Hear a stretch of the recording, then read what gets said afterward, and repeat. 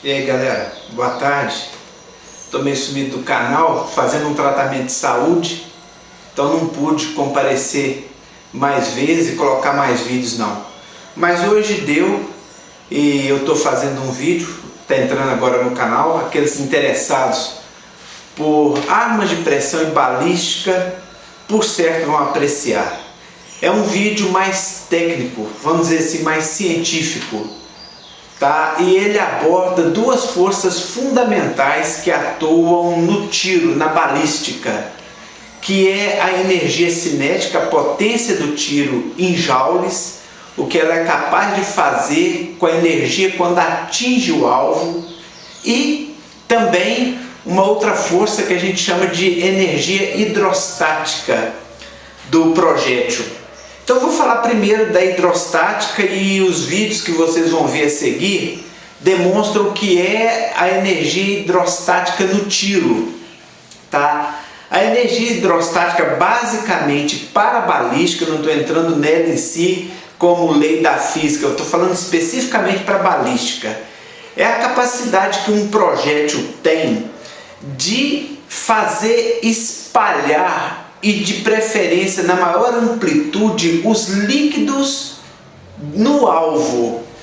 É por isso que hoje, por exemplo, os exércitos do mundo, não só o americano, preferem às vezes projéteis que são relativamente pequenos, não são tão pesados, mas que quando atingem o alvo, eles têm a capacidade de dispensar no alvo uma onda de choque, que tudo aquilo que é líquido no alvo, ele se espalha para todos os lados, de preferência na maior amplitude que puder. Então, quanto maior a energia hidrostática do impacto do projétil no alvo o projétil possuir, mais ele vai trazer danos letais ao alvo. Porque vamos falar em termos de vida, seja uma ave, seja infelizmente um ser humano. Se o projétil me acerta aqui e perfura, só perfura, que às vezes acontece muito com a pessoa que tem uma arma muito potente, ele acha que perfurar o alvo, minha carabina atravessa isso, atravessa aquilo, que isso é o melhor da arma. Não é, né? A perfuração é boa, mas ela não é o que confere maior letalidade ou maior ganho para a sua arma. Porque digamos que um projétil me acertasse aqui e vazasse aqui pelas costas, e que isto fizesse com que ele não atravessasse nenhum órgão sensível meu, vital. Eu ia ter uma perfuração de entrada, uma de saída, e ia me recuperar. Mas se o projétil fosse um projétil que tivesse energia hidrostática, na hora que ele me acertasse aqui, ele ia fazer com que houvesse uma onda de choque tão violenta que por onde ele passasse, onde ele ancorasse, ele ia explodir os meus vasos, as minhas veias, e causar de tal forma uma dispersão de sangue, um sangramento, uma explosão de artérias, que dificilmente, ainda que eu não morresse na hora, eu não morreria depois. Então é hoje, por exemplo, o projétil preferido das Forças Armadas, principalmente dos países de primeiro mundo. É um projétil que carrega muita energia hidrostática, a capacidade de espalhar líquidos, principalmente fluidos, né? Porque normalmente eles têm alvos que são vivos, alvos vivos. Espalhar líquidos, fluidos, de forma que se cause a maior dano interno à vítima.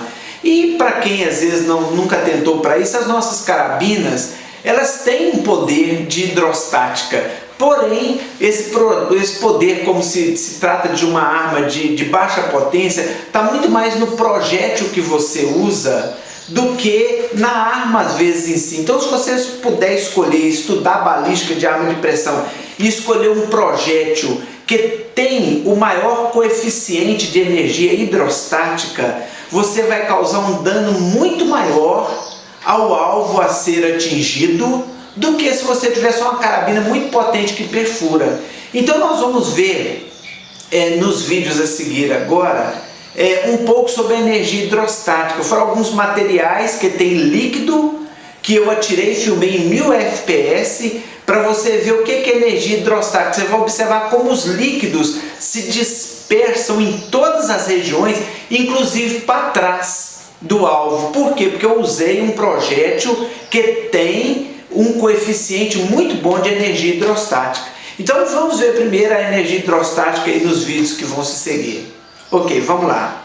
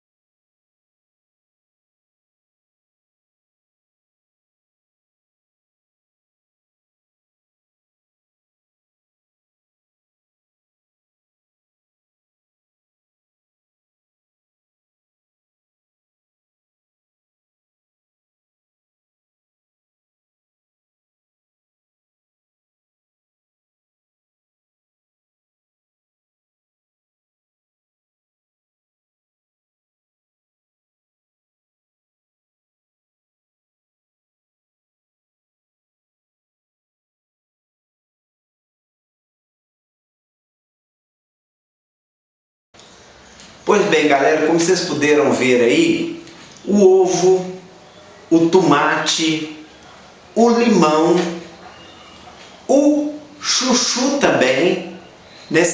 Eu escolhi elementos que vão aumentando a consistência, vão ficando mais duros à medida que eu vou mudando de alvos. O ovo, o tomate, o limão, o chuchu.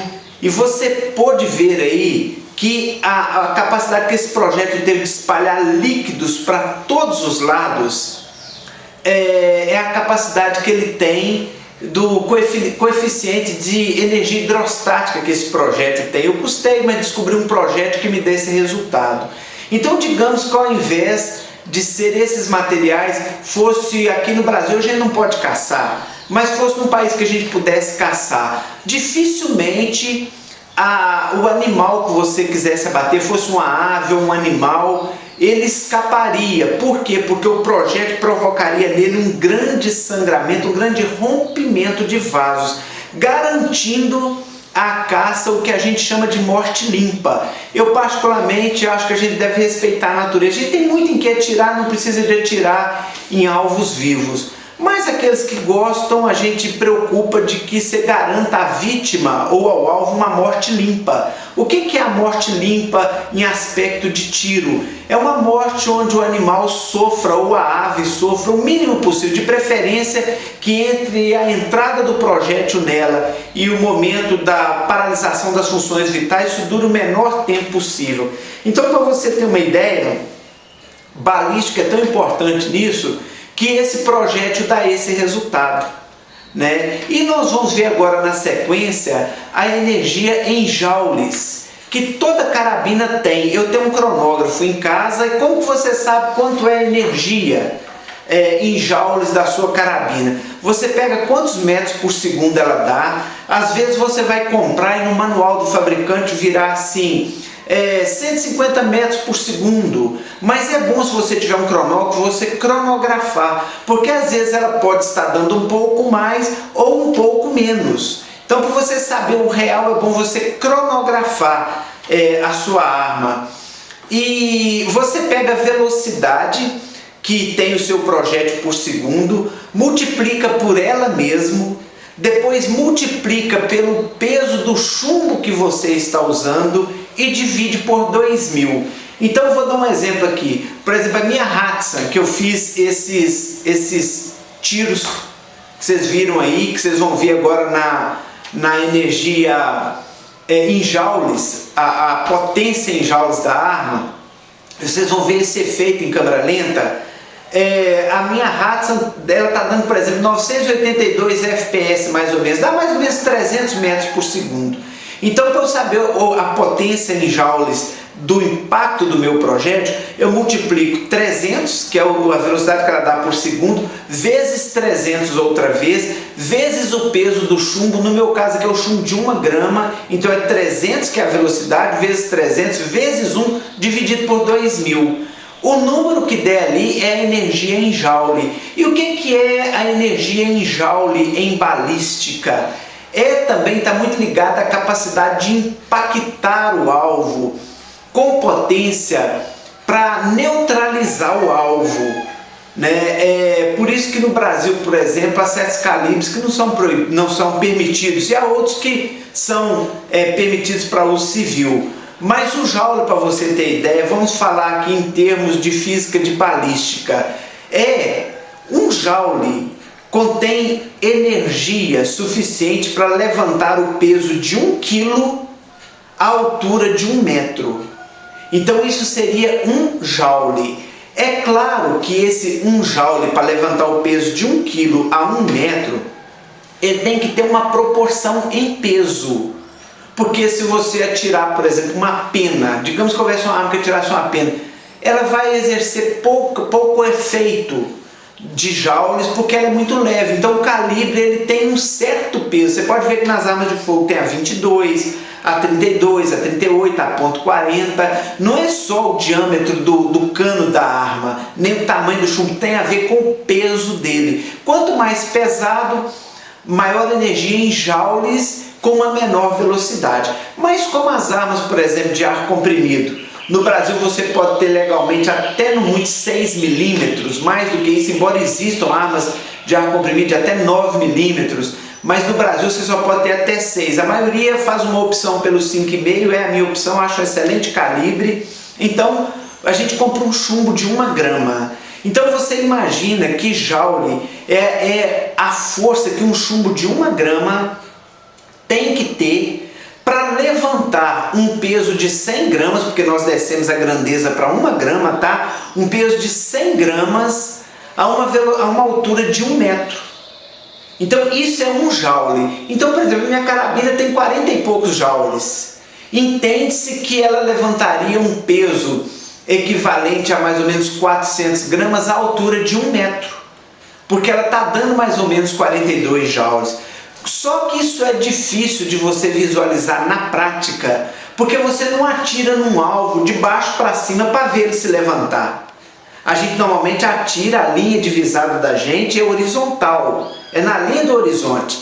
Então você atira no alvo, ela acerta o alvo, ela tanto vai jogar ele para frente, quanto parte dessa energia em joule vai jogar ele para cima. Porque o projétil sai com o giro de dentro das armas de cano com alma raiada, que tem raia. Então eu fiz esses vídeos em 1000 fps, em câmera bastante lenta, para você ver que os mesmos alvos, exceto o ovo, porque o ovo explode, vocês viram ele de uma forma com muito estardalhaço, você não aproveita mais nada do ovo, você não acha nem a casca dele depois que você acerta com o chumbo que tem uma boa energia hidrostática, um bom coeficiente de energia hidrostática. Você vai ver que o projétil acerta o alvo e que um alvo que é pelo menos 4.000 vezes mais pesado do que o chumbo, ele antes de ir para frente, ele sobe. Eu peço vocês a atenção de observar que alguns chegam a subir 15 centímetros do pedestal onde eles estão colocados. O que é aquilo ali? É a força do joule jogando, enquanto o projétil tem 1 grama, jogando, por exemplo, um tomate de 80, de até 110 gramas a quase 15 centímetros de altura para cima antes de jogar ele para frente. Isso aí é o joule, é a energia, é o impacto. Por isso fica aqui um conselho antes de rodar o vídeo, que a gente aconselha, você vai dar tiro, usa aquele óculos de EPI, porque pode ricochetear, o projétil pode parecer que não, mas acerta com muita força, volta na hora, ainda que você não sinta, mas pode causar dano. Procure olhar se atrás do alvo não tem nada que não pode ser atingido, porque apesar de se tratar de arma de ar comprimido, vocês vão ver na hora que jogar ali as frutas para cima, que há uma potência muito grande no jogo, que é uma coisa de 1 grama, levantar um peso daquele a quase 100 vezes o tamanho do chumbinho para cima, então é uma energia muito grande. E essas coisas aliadas, se nós caçássemos, seria muito interessante para nós. Mas como a gente às vezes gosta, eu gosto de filmar tiro, você filma um alvo sendo impactado, sendo atingido, destruído por diferentes forças que atuam no projétil, de acordo com a balística, isso não deixa de ser interessante. Então vem agora os vídeos com os joules, tá? 42 joules em cada uma dessas frutas, e eu espero que vocês gostem. Não sei se a didática foi boa, mas espero ter transmitido bem, tá? E você querendo, pesquise direitinho. Eu não vou falar aqui em si o chumbo, mas se você me pedir, eu te passo depois aí no canal qual o chumbo que eu descobri como melhor coeficiente de energia hidrostática e com o melhor coeficiente também em joules. Pelo menos para as minhas armas funcionaram assim, ok? Segue os vídeos aí, um abraço, espero ter ajudado. Tchau, tchau.